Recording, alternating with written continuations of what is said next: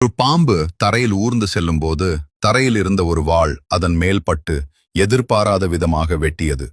உடனே ஆத்திரமடைந்த பாம்பு வாளை நோக்கி திரும்பி அதை பலமாக கடித்தது.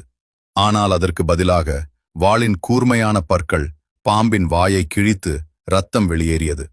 வலியால் துடித்த அந்த பாம்பு ஏதோ ஒரு பெரிய எதிரி தன்னை தாக்குவதாக நினைத்து கடும் கோபமும் கொண்டது.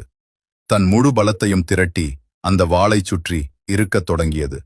அந்த எதிரியை மூச்சு திணறச் செய்து கொல்ல நினைத்தது. விளைவு, பாம்பு எவ்வளவு பலமாக வாளை இறுக்கியதோ அவ்வளவு ஆழமாக வாளின் பற்கள் அதன் உடலைச் சிதைத்தன. இறுதியில் அந்த வாளின் பிடியில் பாம்பின் உடல் துண்டு துண்டானது. ஒரு பிரச்சனை அல்லது காயத்தின் காரணம் மிகச் சிறியதாக இருக்கலாம். ஆனால் அதன் பிறகு நீங்கள் காட்டும் அதீத உணர்ச்சிபூர்வமான எதிர்வினைதான் பேரழிவுக்கு வழிவகுக்கும். அந்த பாம்பு எதனால் இறந்தது என்று தெரியாமலேயே உயிர்விட்டது. உண்மையில் அந்த அசையாத வாள் அதை கொல்லவில்லை. பாம்பின் கட்டுப்படுத்த முடியாத ஆத்திரமே அதை கொன்றது.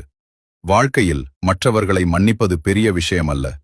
தன்னைத்தானே காயப்படுத்திக் கொள்ளும் அளவுக்கு இருக்கும் தன்னைத்தான் கட்டுப்படுத்த கற்றுக்கொள்வதுதான் மிகவும் கடினமான மற்றும் அவசியமான விஷயம்.